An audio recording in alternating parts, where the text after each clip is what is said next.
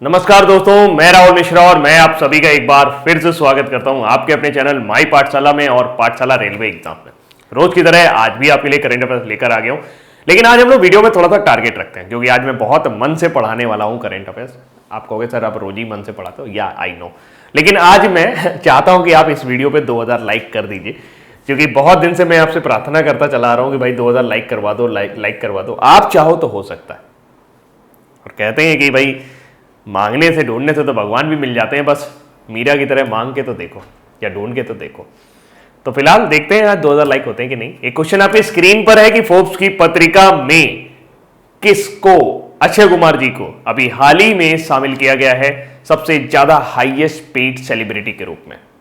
उनका स्थान कौन सा है, पहले नंबर पे कौन है, इन सभी बातों के ऊपर चर्चा करेंगे। लेकिन एक बेहद अच्छी खबर खासकर उन लोगों के लिए जो टैक्स पे करते हैं। आप कहोगे सर अभी तो नौकरी ही नहीं लगी, टैक्स कैसे पे करेंगे? अरे मतलब आपके पापा वगैरह तो पे करते होंगे, आपके सर तो पे करते हैं।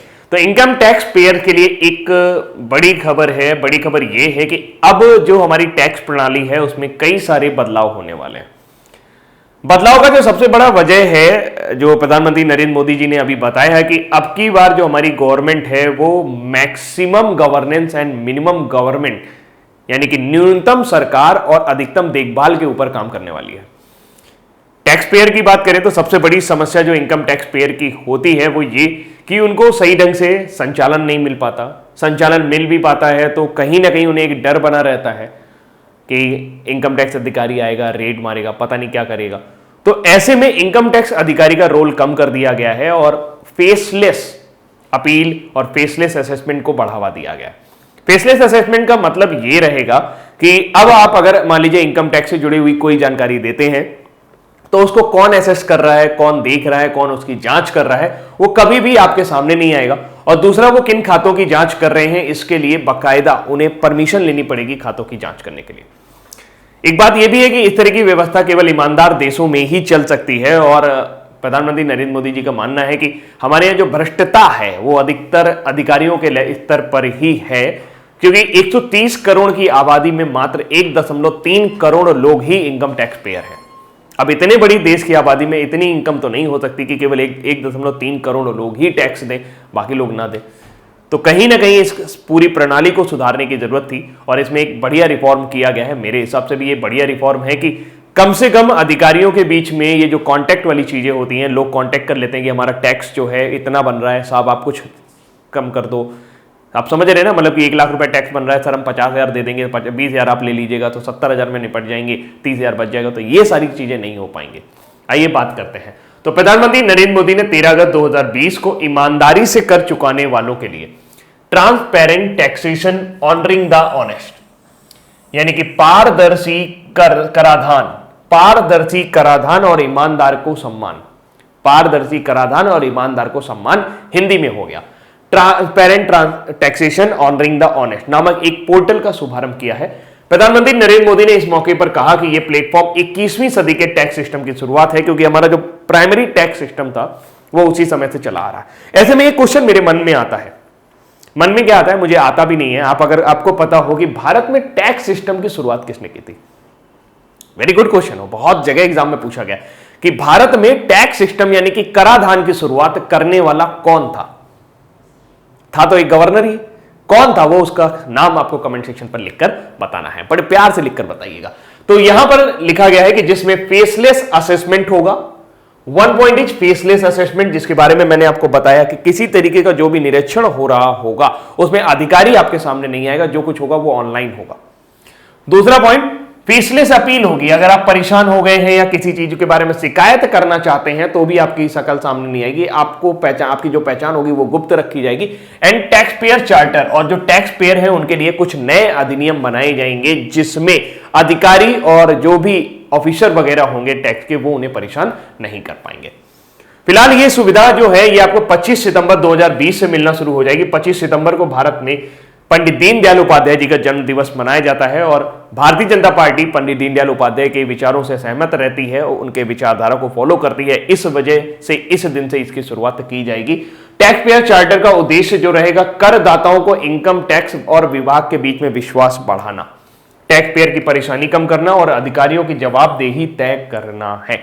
तो इनकम टैक्स अधिकारी जो मनमर्जी किया करते थे, लाखों रुपए छापते थे, अब थोड़ा बहुत उनका यहां पे हाथ टाइट होने वाला है। प्रधानमंत्री ने कहा कि गलत तौर तरीके से सही नहीं है और छोटे रास्ते नहीं अपनाने चाहिए, हर किसी को कर्तव्य भाव से आगे काम करना चाहिए। और इस पर उन्होंने एक बात और कही कि ये जो सुविधा हम आपके लिए ला रहे हैं, इसमें अगर आप ईमानदारी से टैक्स पे करेंगे तो ही ये चलेगा, और हम सभी को ईमानदारी से टैक्स पे करना चाहिए। लेकिन अभी हाल ही में टैक्स बजट आया था, तो टैक्स स्लैब में थोड़े थोड़े बदलाव किए गए थे।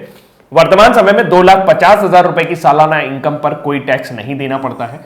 2,50,000 से लेकर 5 लाख रुपए तक के बीच में, यानी कि 2.5 लाख की जो इनकम होती है उसमें आपको निल देना पड़ेगा। लेकिन अगर आपने अपना बजट जो बचत की है वो 87A के अंतर्गत की है, अदरवाइज अगर आपने कोई बचत नहीं की है तो 2.5 लाख रुपए पे आपको 5% का टैक्स पड़ जाएगा।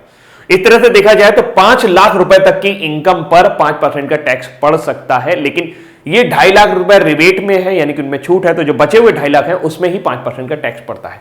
अगली जानकारी, 5 लाख से लेकर 7,50,000 तक अगर आपकी सालाना इनकम है तो 10% टैक्स पड़ता है। कई लोग सोच रहे होंगे सर आप बताओ आप कौन वाले स्लैब में आते हो। मैं बता दे रहा हूं कि भाई मैं निल वाले में आता हूं, मैं टैक्स बस सिर्फ और सिर्फ भर देता हूं कि मेरी इनकम निल है। अब आप समझ सकते हो, 7,50,000 से लेकर 10 लाख वाले पे 15% टैक्स पड़ता है, और 10 लाख रुपए से लेकर 12,50,000 पर 20% का टैक्स पड़ता है, और 12,50,000 से लेकर 15 लाख पर 25% का टैक्स पड़ता है। इसके अलावा अगर हम बात करें तो 15 लाख से ऊपर वालों को 30% का, 15 लाख कह रहा हूं सॉरी, 10 लाख से 12,50,000, 12 लाख से 15 लाख रुपए, 15 लाख से ऊपर का जो भी होगा वो 30% होगा। मुझे 1.5 करोड़ नजर आने लगे थे, पैसा देखते ही मेरी आंखों में चमक आ जाती। चलिए अगले जानकारी की तरफ चलेंगे। अगली जानकारी अक्षय कुमार जी से जुड़ी हुई है। अक्षय कुमार जी विश्व की सर्वश्रेष्ठ कमाई करने वाली सेलिब्रिटियों की सूची में 6ठे स्थान पर पहुंच गए। लगातार अक्षय कुमार काफी ज्यादा पैसे कमाते चले हैं। पहले स्थान पर अपने रॉक हैं WWE वाले डॉन जॉनसन। हाल फिलहाल पोप पत्रिका ने the highest paid actors of 2020 जारी किया, यानी साल 2020 के सबसे महंगे एक्टर्स की सूची जारी की। बॉलीवुड अभिनेता अक्षय कुमार वर्ष 2020 के शीर्ष तक दुनिया के सबसे अधिक कमाई करने वाले अभिनेताओं की सूची में शामिल हुए हैं, और इनकी कमाई 48.5 मिलियन डॉलर के साथ शामिल होने वाले एकमात्र भारतीय स्टार हैं।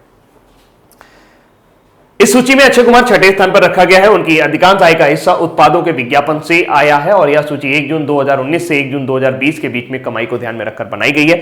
इस सूची पर दूसरे वर्ष भी लगातार film star Don Johnson number 1 पर बने हुए हैं, जिनकी कुल कमाई 87.5 मिलियन डॉलर है। जॉनसन को उनके रिंग में द रॉक के नाम से भी जाना जाता था, और द ममी आई थिंक एक गुड मूवी है, उसमें भी इन्होंने रोल किया हुआ है। बहुत सारी ऐसी मूवी है जिसमें रोल किया हुआ है, तो एक बार देख लेते हैं। पहले नंबर पर है डॉन जॉनसन, दूसरे नंबर पे रेयन रेनॉल्ड्स, मार्क वालबर्ग, तीसरे नंबर पे बेन एफ्लेक, चौथे नंबर पे एंड एक फेमस नाम और विन डीजल 5वें नंबर पर मौजूद है। अगली जानकारी है ज्वालामुखी फट गया। कहां फट गया? आपका फंस गया है ये इंडोनेशिया में। इंडोनेशिया के सुमात्रा आइलैंड पर सालों से धधक रहा माउंट सिनाबुंग ज्वालामुखी सोमवार को अचानक फट गया है। वैसे 7 दिन से इसमें 8वीं बार विस्फोट हुआ है, और इतना तगड़ा विस्फोट हुआ कि जो राख है वो 2 किलोमीटर ऊपर तक उछल गई, 2 किलोमीटर तक उछल गई, और जो 5 किलोमीटर का दायरा था वहां पर इसकी धमक सुनाई दी है। आप समझ सकते हैं कि इतना तगड़ा विस्फोट रहा होगा। इंडोनेशिया की बात करें तो इंडोनेशिया है द्वीपीय देश, लेकिन बेचारा ऐसा लगता है कि जैसे धधकता ही रहता है। 130 ज्वालामुखी इंडोनेशिया में है, और इसीलिए इसे संसार का रिंग ऑफ फायर भी कहा जाता है। तो बात करते हैं ज्वालामुखी के फटने से राख और धुएं का गुबार निकलने लगा। धुएं की राख करीब 5000 मीटर यानी कि 16,400 फीट की ऊंचाई तक पहुंच गई, जिसमें आसमान से सिर्फ धुआं ही धुआं नजर आने लगा, और लोगों ने कहा कि यहां दिन में रात नजर आने लगी थी। तो नाम याद रखिएगा, माउंट सिनाबंग कहां पर है? उत्तर सुमात्रा में कारो रीजेंसी में स्थित है। यह इंडोनेशिया के 130 से अधिक सक्रिय ज्वालामुखियों में से एक है, जो प्रशांत महासागर की रिंग ऑफ फायर पर स्थित है। 2010 में विस्फोट से पहले ये 400 साल तक शांत था, लेकिन 2010 में इसमें विस्फोट नजर आया, और उसके बाद 2014 और 2016 में इसमें फिर से विस्फोट हुआ है। अगर हम बात करें वर्ल्ड का मोस्ट एक्टिव वोल्केनो, तो मैं जब इसको ढूंढ रहा था कि मोस्ट एक्टिव वोल्केनो कौन सा है, तो आप देखो कि बहुत अलग अलग साइट पे अलग अलग डेटा आपको मिलेगा, बट एक साइट पर आप ट्रस्ट कर सकते हो, it's volcano discovery. Volcano discovery से मैंने ये डेटा उठाया है। उन्होंने बताया कि किलायू ये हवाई का वोल्केनो है, यानी हवाई का ज्वालामुखी है, जो दुनिया का सबसे ज्यादा एक्टिव ज्वालामुखी है, एक्टिव वोल्केनो है। इसके बाद अगला नंबर एटना का आता है, और एटना के बाद पिटोन डी लारा फोरांसी, ये आपका ला यूनियन आइसलैंड पे है। तो किलायू, एटना और फिर रियूनियन आइसलैंड पे है पिटोंडी। ये 3 ज्वालामुखी हैं जो विश्व के सर्वाधिक एक्टिव ज्वालामुखी है। उसके बाद इसको बताना बहुत मुश्किल हो जाता है कि कौन सा ज्वालामुखी कब फटेगा या कौन सा सबसे ज्यादा एक्टिव है। लेकिन अगर देखा जाए तो Stromboli, Merapi, Erta Ale, Ol Doinyo Lengai, Unzen and others ये हैं। माउंट एरेबस भी है ज्वालामुखी। तो विश्व का सबसे ज्यादा एक्टिव ज्वालामुखी जो है वो है किलायू। कहां पर है? हवाई द्वीप में। भारत का सबसे ज्यादा एक्टिव ज्वालामुखी, भारत में एक ही ज्वालामुखी है और वो बैरन आइसलैंड पे है। बैरन आइसलैंड ये आपका अंडमान निकोबार में आपको देखने को मिलेगा। Barren island is one of the most easterly of the Andaman island. Andaman island में पूर्वी छोर पर आप जाएंगे तो ये आइलैंड आपको यहां पे देखने को मिलेगा। Is the only confirm active volcano in India. ये अकेला एक ज्वालामुखी है जो भारत में आपको देखने को मिलेगा। इंडोनेशिया में फटा है तो इंडोनेशिया की बारी बात करते हैं। इंडोनेशिया के वर्तमान समय में राष्ट्रपति हैं जोको विडोडो। राजधानी जकार्ता है और इंडोनेशियाई रुपया यहां पर चलता है। भारत के पड़ोसी देशों के रूप में आप इसे देख सकते हैं। थोड़ा सा मतलब जाएंगे थाईलैंड मिलेगा, थाईलैंड के बाद इंडोनेशिया, इंडोनेशिया के नीचे थोड़ा सा आपको सिंगापुर मिलेगा और इंडोनेशिया के बीच में ही है एक स्ट्रेट जो कि काफी ज्यादा इंपॉर्टेंट है, जल संधि है जो चीन के साथ व्यापार करने के लिए काफी ज्यादा इंपॉर्टेंट है। मलक्का स्ट्रेट बोलते हैं इसको, मलक्का जल संधि। अगली जानकारी पे चलते हैं। एक और अच्छी खबर है। अच्छी खबर यह है कि भारत में भी एक प्राइवेट कंपनी है जो एरोस्पेस से जुड़े हुए अनुसंधान कर रही है और बहुत आगे बढ़ रही है। यह है हैदराबाद स्थित पवन कुमार चंदाना के अंतर्गत काम करने वाली स्काई रूट एरोस्पेस। पवन कुमार चंदाना कौन है? पवन कुमार चंदाना की अगर हम बात करें तो ये इसरो के पूर्व वैज्ञानिक हैं, यानी पहले इसरो में काम करते थे, फिर उसके बाद ये रिटायर हुए और उनके मित्रों ने मिलकर एक हैदराबाद में स्टार्टअप शुरू किया था। इसका नाम रखा था स्काई रूट एरोस्पेस। यानी अपने ज्ञान को इन्होंने बेकार नहीं होने दिया और खुद की एक फर्म बनाई। देखा गया तो 2019 तक अभी जो इसने पैसा जुटाया है वो 31.5 करोड़ रुपए जुटाए हैं इस स्टार्टअप में और इसकी योजना है कि 2021 तक ये 90 करोड़ रुपए जुटा लेंगे। लेकिन हाल फिलहाल इन्होंने एक खुशखबरी दी है कि इन्होंने एक रॉकेट लॉन्च किया है। उस रॉकेट के जरिए कई सारे सैटेलाइट जो हैं वो जहां भी चाहें उस कक्षा में स्थापित किए जा सकते हैं, क्योंकि इन्होंने जो रॉकेट बनाया है उसमें एक ऐसा इंजन बना है जिसको कई बार स्टार्ट किया जा सकता है। इससे फायदा यह होगा कि अलग अलग कक्षाओं में उसको स्थापित किया जा सकेगा। हाँ, इन्होंने जो रॉकेट का नाम रखा है वो रमन रखा है। नाम रमन रखने के पीछे रीजन दिया कि वो डॉक्टर सीवी रमन के नाम पर रखा गया है, जिनके नाम पे रमन इफेक्ट है। तो एक स्पेस टेक स्टार्टअप है Skyroot Aerospace, Hyderabad based है। एक upper stage rocket engine Raman का सफलतापूर्वक परीक्षण किया है। उसके साथ स्काई रूट एरोस्पेस एक होम ग्रोन रॉकेट इंजन बनाने की क्षमता दिखाने वाली पहली भारतीय निजी फर्म बन गई है। यानी हमारे पास भी स्पेस एक्स जो कि एलन मस्क की कंपनी है यूएसए की, जिन्होंने अभी हाल ही में यात्री भेजे थे और वहां से वापस भी लेके आए थे, और ऐसा करने वाली वो पहली प्राइवेट कंपनी बन गई है अमेरिका की। हमारे पास भी कम से कम एक प्राइवेट कंपनी है जो रॉकेट ऊपर भेज सकती है। यानी कि अगर हम देखें तो हम अंतरिक्ष क्षेत्र में कई सारे देशों से बहुत आगे चल रहे हैं। रमन एक 3D प्रिंटेड रॉकेट इंजन है जिसका नाम नोबेल पुरस्कार विजेता डॉक्टर सीवी रमन के नाम पर रखा गया है। डॉक्टर रमन को जो नोबेल पुरस्कार मिला था उनके रमन प्रभाव की वजह से मिला था। स्काई रूट एरोस्पेस ने जल्द ही अपने पहले रॉकेट को लॉन्च करने की उम्मीद जताई है, क्योंकि इंजन बन चुका है तो अब बस रॉकेट बनना बाकी है, जो दिसंबर 2021 तक या 250 से 700 किलोग्राम के उपग्रह को पृथ्वी की निचली कक्षा तक पहुंचा पाएगा। जून 2020 में अंतरिक्ष में निजी कंपनी की भागीदारी को केंद्रीय कैबिनेट ने मंजूरी के बाद निजी संस्था के लिए अब यह संभव हो गया है और इस तरीके से अब भारत में भी जो अंतरिक्ष का भविष्य है वो काफी उज्जवल है। अगली जानकारी तब चलेंगे, लेकिन उससे पहले स्काई रूट एरोस्पेस रमन नाम का इंजन बनाया है, रॉकेट इंजन। अगली जानकारी रिलायंस। आज तो लग रहा है जैसे अच्छी खबरों की भरमार लगी हुई है, लगातार एक पे एक अच्छी खबरें। रिलायंस फॉर्च्यून 500 में शामिल होने वाली 100 में शामिल होने वाली पहली कंपनी है। इससे पहले भी उसका स्थान 99 रहा है, लेकिन उसके बाद लगातार कंपनी में गिरावट आई और फिर 2010 के बाद इसमें सुधार आना शुरू हुआ जो लगातार जारी है और अब ये विश्व की 96 नंबर की सबसे उन्नत कंपनी बन चुकी है। तो मुकेश अंबानी की अगुवाई वाली रिलायंस इंडस्ट्रीज फॉर्च्यून ग्लोबल 500 सूची में 10 स्थान आगे निकल गई है और दुनिया की शीर्ष 100 कंपनियों में प्रवेश कर गई है। फॉर्च्यून द्वारा जारी हाल ही 2020 रैंकिंग के अनुसार रिलायंस को वैश्विक स्तर पर 96 यानी 96 नंबर पर रखा गया है। यह फॉर्च्यून ग्लोबल 500 सूची में किसी भी भारतीय कंपनी की अब तक की सर्वोच्च रैंकिंग है। ऐसा नहीं है कि सिर्फ यही एक कंपनी है, इसके अलावा भी कई भारतीय कंपनियां हैं जो फॉर्च्यून ग्लोबल 500 में शामिल हुई हैं। इससे पहले अभी कुछ दिन पहले फ्यूचर ब्रांड इंडेक्स जो जारी हुआ था उसमें पता चला था कि रिलायंस जो है ये दुनिया का दूसरा सबसे बड़ा ब्रांड बन गया है। पहले नंबर पे एप्पल है। इंडियन ऑयल कॉर्पोरेशन 191 स्थान पर है इस सूची में, फिसली है थोड़ी सी, ऑयल एंड नेचुरल गैस जिसे हम ओएनजीसी कहते हैं प्यार से 190 स्थान पर है, और जबकि भारतीय स्टेट बैंक 221वें नंबर पर मौजूद है। बात करते हैं, आप सभी के मन में आ रहा होगा पहले नंबर पर कौन रही, तो पहले नंबर पर रही है वॉलमार्ट, पिछली बार भी थी अभी भी है वॉलमार्ट। फॉर्चून ग्लोबल 500 में इस साल शीर्ष पर वॉलमार्ट रही है। इसके बाद 3 चीनी कंपनियां साइनोपेक, स्टेट ग्रिड और चाइना नेशनल पेट्रोलियम का स्थान रहा है। सूची में 5वें स्थान पर रॉयल डच सेल और 6ठे पर सऊदी अरब की प्रमुख तेल कंपनी अरामको रही है। सूची में वॉलमार्ट, साइनोपेक, चाइना नेशनल पेट्रोलियम के स्थान में कोई बदलाव नहीं हुआ है, जबकि स्टेट ग्रिड ने 2 स्थान की बढ़त हासिल की है और सेल 2 स्थान नीचे खिसक गई है। तो पहले स्थान पर कौन है? वॉलमार्ट। अगली जानकारी तब चलते हैं, एक ऑनलाइन एकेडमी खोली गई है, उसका नाम रखा गया है एसबीएम एकेडमी। एसबीएम का फुल फॉर्म है स्वच्छ भारत मिशन एकेडमी।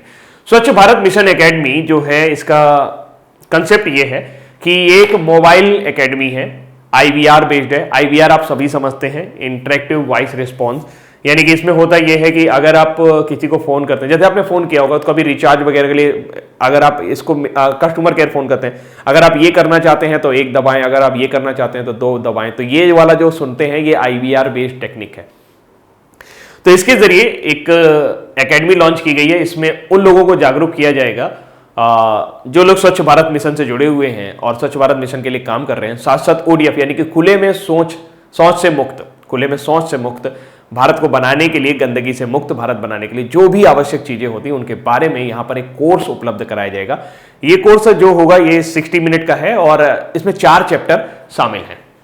तो फिलहाल केंद्रीय जल मंत्री गजेंद्र सिंह शेखावत द्वारा स्वच्छ भारत मिशन एकेडमी का शुभारंभ किया गया है और एसबीएम एकेडमी को मौजूदा सप्ताह भर के व्यवहार परिवर्तन अभियान गंदगी मुक्त भारत, जो कि वर्तमान समय में चलाया जा रहा है 10 अगस्त से, दौरान लॉन्च किया गया है। एसबीएम एकेडमी का शुभारंभ स्वच्छ भारत मिशन के चरण 2 का महत्वपूर्ण भाग है। स्वच्छ भारत मिशन को अभी मई 2020 में लॉन्च किया गया था।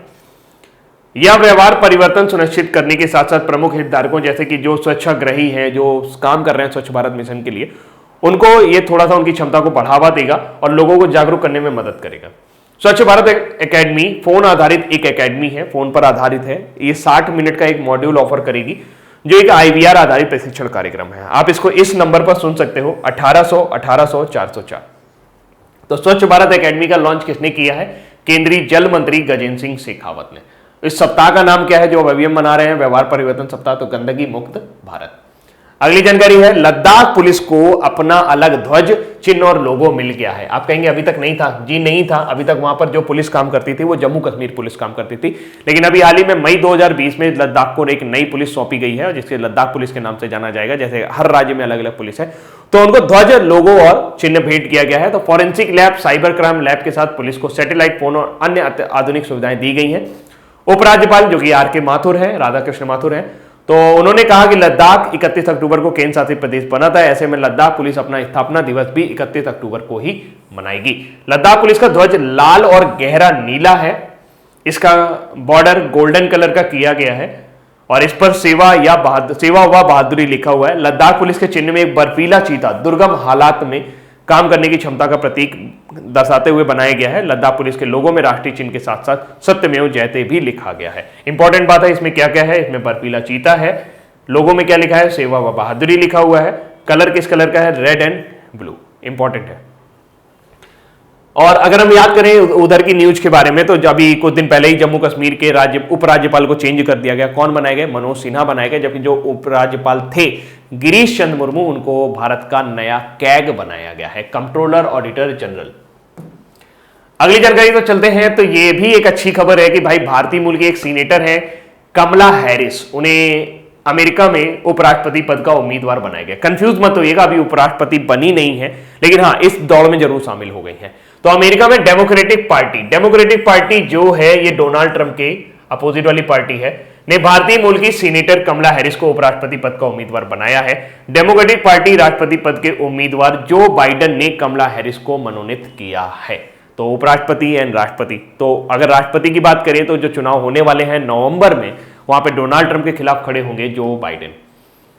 अब 7 अक्टूबर को उनकी उपराष्ट्रपति माइक पेंस से डिबेट होगी और इस डिबेट के जरिए वो जानेंगे कि कौन ज्यादा बेटर है। पेंस रिपब्लिकन पार्टी की ओर से उपराष्ट्रपति पद के उम्मीदवार हैं। अमेरिका में 59वां राष्ट्रपति चुनाव 3 नवंबर को होना है। अमेरिका में उपराष्ट्रपति पद के उम्मीदवार बनने वाली वो पहली अश्वेत महिला है, और अगर वो ये चुनाव जीत जाती हैं तो उपराष्ट्रपति बनने वाली वो पहली महिला होंगी, अगर वो उपराष्ट्रपति बनती हैं तो। कमला हैरिस भारतीय उम्मीदवार, भारतीय मूल की उम्मीदवार है। इसके अलावा अभी पिछले साल 3 इंडियन अमेरिकन को एडमिनिस्ट्रेटिव पोस्ट पर डोनाल्ड ट्रंप ने भेजा था, उनके बारे में भी थोड़ा सा बात कर लेते हैं क्योंकि ये न्यूज भी इंपॉर्टेंट है। रीता बर्नवाल, इनको नॉमिनेट किया गया था assistant secretary of energy, nuclear energy में। आदित्य बामजाई, इनको member of privacy and civil liberty oversight में रखा गया था, यानी कि मौलिक अधिकार से जुड़ी हुई संस्था के बारे में। और बिमल पटेल को असिस्टेंट सेक्रेटरी ट्रेजरी बनाया गया था। तो ये जो है, ये 3 ऐसे पोस्ट हैं, एडमिनिस्ट्रेटिव पोस्ट हैं, जिसमें 3 भारतीय मूल के लोगों को रखा गया था। एक रीता बर्नवाल को भेजा गया था असिस्टेंट सेक्रेटरी ऑफ एनर्जी, ऊर्जा से जुड़े हुए डिपार्टमेंट में, और एक है आदित्य बामजाई। आदित्य बामजाई जी को प्राइवेसी एंड सिविल लिबर्टी के डिपार्टमेंट में भेजा गया था, जबकि बिमल पटेल को ट्रेजरी डिपार्टमेंट में भेजा गया था। अब बारी है आज के न्यूज फटाफट की। प्रमोद भसीन, कल भी मैंने आपको बताया था कि ICRIER यानी कि अंतरराष्ट्रीय आर्थिक संबंधों पर अनुसंधान के लिए गठित भारतीय परिषद का नया अध्यक्ष नियुक्त किया गया है। ये एक थिंक टैंक के रूप में काम करता है कि भारत का विदेशों के साथ आर्थिक संबंध किस तरीके का रहने वाला है। 15 साल से इस पर काम कर रही थी ईसर जज एलूवालिया, उन्होंने अभी हाल ही में अपने निजी स्वास्थ्य कारणों से ये पद छोड़ दिया और इस पर अब आसीन हुए हैं प्रमोद भसीन। अगली जानकारी है, जाने माने खेल पत्रकार जीके मेनन का भी हाल ही में निधन हो गया। अगर आपसे कभी ऐसा पूछा जाए कि जीके मेनन जिनका भी हाल ही में निधन हुआ वो किस खेल से संबंधित थे, तो वो क्रिकेट खेलते थे और जाने माने खेल पत्रकार भी थे। तो वरिष्ठ खेल पत्रकार जीके मेनन का निधन, उन्होंने इंडियन एक्सप्रेस और द टाइम्स ऑफ इंडिया के साथ काम किया और 1990 की दशक के शुरुआत में अपने फ्रीलांस कैरियर को अलविदा कह दिया था। उन्होंने क्लब स्तर पर क्रिकेट खेला और मध्य मुंबई के दादर में शिवाजी पार्क जिमखाना के एक सक्रिय सदस्य रहे थे। वह 1952 और 53 की बॉम्बे यूनिवर्सिटी टीम के प्रबंधक भी रहे, जिसने बेंगलोर में फाइनल में दिल्ली को हराकर रोहिंटन बेरियर ट्रॉफी जीती थी। तो बस इतना ही याद रखना पर्याप्त रहेगा कि जीके मेनन जाने माने खेल पत्रकार। अगली जानकारी है, रिलायंस फाउंडेशन ने शुरू किया है WGDP women connect challenge. Reliance foundation ने US agency for international development and women's global development and prosperity mean WGDP के साथ मिलकर देश भर में WGDP women connect challenge launch किया है। और इस चैलेंज को लॉन्च करने का जो मेन मकसद है वो ये कि महिला उद्यमी हैं और जो पुरुष उद्यमी हैं उनके बीच में जो जेंडर गैप है उसको थोड़ा सा मतलब खत्म करना। ऐसा नहीं माना जाए कि महिला अच्छा कर सकती है, पुरुष अच्छा कर सकता है, खासकर महिलाओं को आगे बढ़ाने के लिए लेकर है इसको। तो women's global development and prosperity पहल को फरवरी 2019 में व्हाइट हाउस में शुरू किया गया था। यह 2025 तक दुनिया के विकासशील देश में लगभग 50 मिलियन महिलाओं तक पहुंचना चाहती है और महिलाओं के आर्थिक सशक्तिकरण के लिए पहला संपूर्ण सरकारी दृष्टिकोण के रूप से काम करने वाला है। यह 3 स्तंभों पर आधारित यानी कि मोटिव है।